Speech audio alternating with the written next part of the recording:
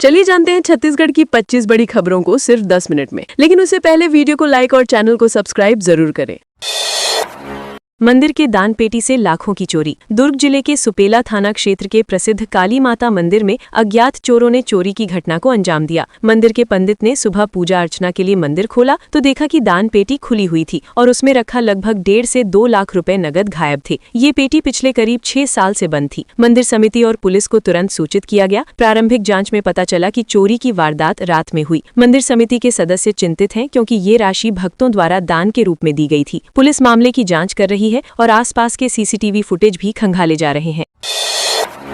खेत में प्रार्थना सभा की आड़ में धर्मांतरण। कोरबा जिले के सुतर्रा गांव में ईसाई समुदाय ने खेत में पंडाल लगाकर प्रार्थना सभा का आयोजन किया। आरोप है कि सभा में पास्टर बजरंग जायसवाल ने ग्रामीणों को बहला फुसलाकर धर्म परिवर्तन कराया। इस पर स्थानीय हिंदू संगठन और ग्रामीण विरोध में खड़े हो गए और तनावपूर्ण स्थिति पैदा हो गई। मामला कटघोरा थाना क्षेत्र का है। पुलिस को सरपंच द्वारा शिकायत मिली। पुलिस ने मौके पर पहुंचकर स्थिति को नियंत्रण में किया और जांच शुरू कर दी। इस दौरान भीड़ जमा हो गई और वीडियो सोशल मीडिया पर वायरल होने से मामला और सुर्खियों में आ गया। 45 साल के नवीन बने सबसे युवा बीजेपी कार्यकारी अध्यक्ष। छत्तीसगढ़ के नितिन नवीन को भाजपा का राष्ट्रीय कार्यकारी अध्यक्ष नियुक्त किया गया। नवीन 2010 से बांकीपुर सीट से विधायक हैं और उनकी उम्र 45 साल है। उन्हें नए राष्ट्रीय अध्यक्ष के चुनाव तक जिम्मेदारी दी गई। राष्ट्रीय महामंत्री अरुण सिंह ने इसकी जानकारी दी। नवीन ने कहा कि उन्हें प्रधानमंत्री और केंद्रीय नेतृत्व का आशीर्वाद प्राप्त है। उन्होंने ये भी कहा कि वे पार्टी की नीतियों और मार्गदर्शन को आगे बढ़ाएंगे और अपने कार्यकाल में संगठन की मजबूती के लिए पूरी मेहनत करेंगे। ये नियुक्ति उन्हें युवा नेताओं के रूप में पार्टी में और अधिक सक्रिय और जिम्मेदार बनाती है। बिलासपुर में व्यापारियों से ठगी करने वाले की पिटाई। बिलासपुर में खुद को बिल्डर बताकर कोरबा के ठग ने 10 से अधिक व्यापारियों से करीब 20 लाख रुपए की ठगी की। उसने फर्जी चेक देकर सामान लिया। शिकायत पर पुलिस ने कोई कार्यवाही नहीं की। तब व्यापारियों ने उसे पकड़कर जमकर पीटा और पुलिस के हवाले किया। इसके बाद ठग के खिलाफ मामला दर्ज किया गया। पिटाई का वीडियो सोशल मीडिया पर वायरल हो गया। व्यापारियों ने कहा कि पुलिस कार्यवाही न करने से उन्हें अपनी सुरक्षा खुद सुनिश्चित करनी पड़ी। पुलिस ने बताया कि मामले की जाँच अभी जारी है और दोषियों के खिलाफ सख्त कार्रवाई की जाएगी। दुर्ग में 2 किलोग्राम गांजे के साथ युवक गिरफ्तार। दुर्ग पुलिस ने रायपुर के कबीर नगर का रहने वाला मुख्य आरोपी गांजा सप्लायर को गिरफ्तार किया। उसके पास से 2 किलोग्राम गांजा और 55,000 रुपए बरामद हुए। पुलिस को 10 दिसंबर को सूचना मिली थी। इसी दौरान 2 अन्य आरोपी सुमन पांडे और मुकेश मिश्रा भी गांजा बेचते हुए पकड़े गए। उनके कब्जे से 2.362 किलोग्राम गांजा बरामद हुआ। इसकी कीमत लगभग 1,18,000 रुपए है। पूछताछ में पता चला कि बंटी शाह पिछले 1 साल से उन्हें सप्लाई कर रहा था। पुलिस मामले की गहन जांच कर रही है और सप्लाई नेटवर्क का पता लगा रही है। सिर में मटका लेकर दौड़ी एसईसीएल अधिकारियों की पत्नियां। बिलासपुर में एसईसीएल नारी शक्ति खेल महोत्सव 2025 आयोजित हुआ। इसमें 300 से अधिक महिला प्रतिभागियों ने हिस्सा लिया। एसईसीएल अधिकारियों की पत्नियां सिर पर मटका लेकर दौड़ी और विभिन्न खेलों में भाग लिया। आयोजन का उद्देश्य खेल भावना, आपसी सहभागिता और मानसिक स्वास्थ्य को बढ़ावा देना है। 50 मीटर और 100 मीटर दौड़, रिले, बैडमिंटन, खो-खो, शतरंज, टेबल टेनिस, मटका रेस, जलेबी रेस, 3 टांग दौड़ और नींबू दौड़ सहित कुल 28 खेल प्रतियोगिताएं आयोजित की गई। ये महोत्सव महिला सशक्तिकरण और खेल संस्कृति को बढ़ावा देने के लिए एक सराहनीय पहल है।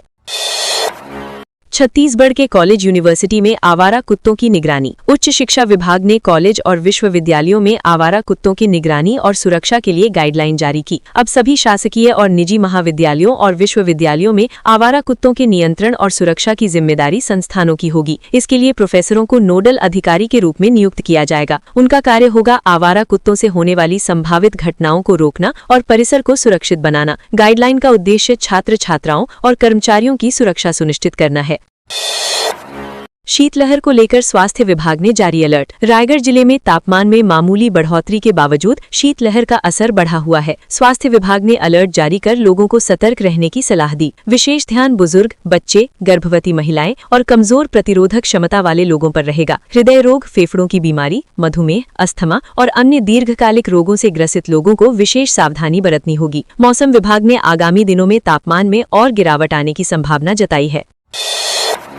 बलौदा बाजार में फर्जी डॉक्टर और अस्पताल संचालक अरेस्ट। बलौदा बाजार में गर्भवती महिला की मौत के मामले में पुलिस ने फर्जी डॉक्टर दुखित साहू और संस्कार अस्पताल कटगी के संचालक जोहित राम साहू को गिरफ्तार किया है। आरोप है कि दोनों बिना वैध योग्यता और लाइसेंस के इलाज कर रहे थे। मामला गिधौरी थाना क्षेत्र का है। 8 जून को अंजू प्रजापति को प्रसव पीड़ा के दौरान रिटायर्ड नर्स के पास ले जाया गया। लापरवाही से डिलीवरी कराई गई, जिससे बच्चा मृत जन्मा और महिला अत्यधिक रक्तस्राव के कारण गंभीर स्थिति में आ गई। उसे बाद में जिला अस्पताल रेफर किया गया, लेकिन रास्ते में ही उसकी मौत हो गई।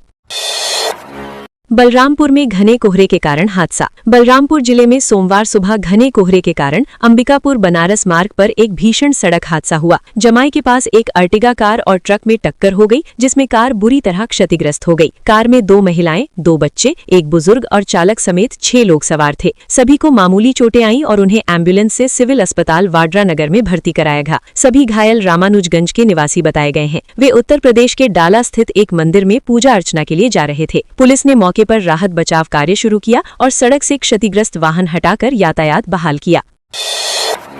पुरंदर मिश्रा ने तेलुगु समाज के सामाजिक भवन का भूमि पूजन किया। रायपुर में जय अग्निकुल क्षत्रिय तेलुगु समाज कल्याण समिति ने लंबे संघर्ष के बाद शासन की स्वीकृति मिलने पर सामाजिक भवन का भूमि पूजन किया। कार्यक्रम रविवार सुबह 10 बजे खम्हारडेही थाने के पीछे शिवनगर में संपन्न हुआ। विधायक पुरंदर मिश्रा ने भूमि पूजन किया। समाज के वरिष्ठ जनों, युवाओं और महिलाओं ने बड़ी संख्या में भाग लिया। समिति के अध्यक्ष जी दंडपानी ने बताया कि ये भवन केवल ईंट और सीमेंट का ढांचा नहीं, बल्कि समाज का साझा सपना है। ये भवन समाज के हर वर्ग को जोड़ने का कार्य करेगा और भविष्य में इसे एक जीवंत, सशक्त और समृद्ध समाज का केंद्र बनाया जाएगा।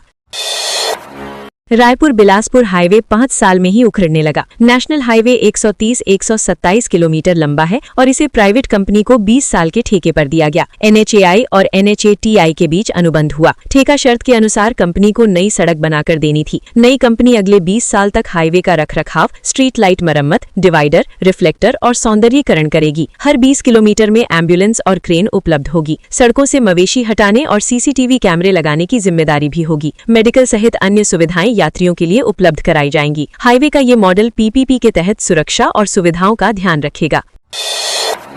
लौह अयस्क से भरे ट्रक ने कार को मारी टक्कर। बालोद जिले में लौह अयस्क से भरे ट्रक और अर्टिगा कार के बीच भीषण सड़क हादसा हुआ। हादसे में कार के आगे बैठे आशु नायक और आकाश बोरकर की मौत हो गई, जबकि पीछे बैठे 2 अन्य युवक गंभीर रूप से घायल हैं। दुर्घटना डोंडी नगर के शासकीय कॉलेज के सामने हुई। ट्रक भानु प्रतापपुर से रायपुर जा रहा था, जबकि कार दल्ली राजहरा से डोंडी की ओर आ रही थी। टक्कर इतनी जबरदस्त थी कि कार के परखच्चे उड़ गए। पुलिस ने घटनास्थल पर राहत कार्य किया और दुर्घटनाग्रस्त वाहनों को सड़क से हटाया। मृतकों के परिजन और स्थानीय लोगों में शोक का माहौल है। विजय दिवस पर रायपुर में साइकिल रैली। रायपुर में विजय दिवस के मौके पर 1971 के युद्ध में भारत की जीत और सैनिकों के बलिदान को याद करते हुए साइकिल रैली आयोजित की गई। रैली तेलीबांधा से शुरू होकर नया रायपुर के सेंध लेक तक 50 किलोमीटर की दूरी तय कर समाप्त हुई। इसमें 50 से अधिक साइकिल प्रेमियों और सेना के जवानों ने भाग लिया। पुरुष, महिलाएं और युवा सभी शामिल हुए। रैली का उद्देश्य देशभक्ति, एकता और वीर सैनिकों को श्रद्धांजलि देना था। आम नागरिकों की भागीदारी ने ये दिखाया कि राष्ट्रीय गौरव और देश की सुरक्षा से जुड़े भाव हर नागरिक के दिल में जीवित हैं। नेशनल स्टेट हाईवे के 10 ब्लैक स्पॉट पर पहुंचे अधिकारी। सरगुजा में नेशनल हाईवे 43 और रिंग रोड पर चयनित 10 ब्लैक स्पॉट का निरीक्षण करने अधिकारी पहुंचे। ये स्थल EDAR रिपोर्ट द्वारा चिन्हित किए गए हैं। अधिकारियों ने लुचकी के घाट से रघुकुल फ्यूल्स, लुंड्रा चौक से पूनम फ्यूल्स और गर्ल्स स्कूल बतौली से सम्राट पेट्रोल पंप तक की सड़क का निरीक्षण किया। निरीक्षण का उद्देश्य इन ब्लैक स्पॉट पर होने वाले हादसों को रोकना और जरूरी सुरक्षा उपाय लागू करना है। सड़क सुरक्षा को बढ़ावा देने के लिए ये अभियान निरंतर जारी रहेगा। लाखों की लागत से बनी सड़क 4 माह में उखड़ी। पेंड्रा जिले में प्रधानमंत्री ग्राम सड़क योजना के तहत बनी 10.45 किलोमीटर लंबी सड़क, जिसकी लागत 277.87 लाख रुपए थी, 4 माह में जर्जर हो गई। ग्रामीणों ने सड़क निर्माण में घटिया सामग्री का आरोप लगाया। ठेका कंपनी मेस दहगल बिल्डर्स अब मरम्मत करवा रही है। सड़क निर्माण में घटिया सामग्री और केवल दिखावे के लिए डामरीकरण करने की बात ग्रामीणों ने कही। गड्ढों और उखड़न की वजह से यातायात प्रभावित हो रहा है। ग्रामीण सड़क गुणवत्ता सुधार